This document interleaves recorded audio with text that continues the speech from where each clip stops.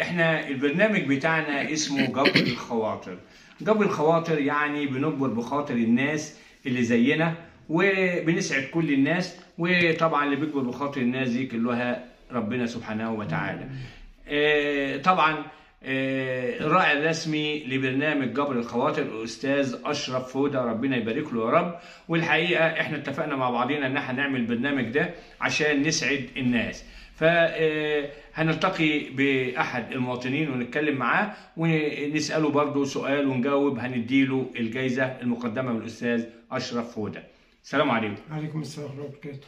ازيك؟ الله يسلمك. عامل ايه؟ الحمد لله. نتعرف عليك؟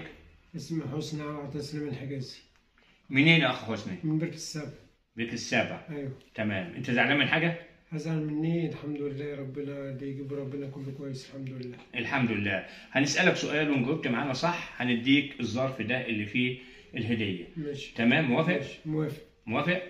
ايوه. نبدا. ابدا. تمام. ماشي. ده هو اسمه ايه؟ ده طشت.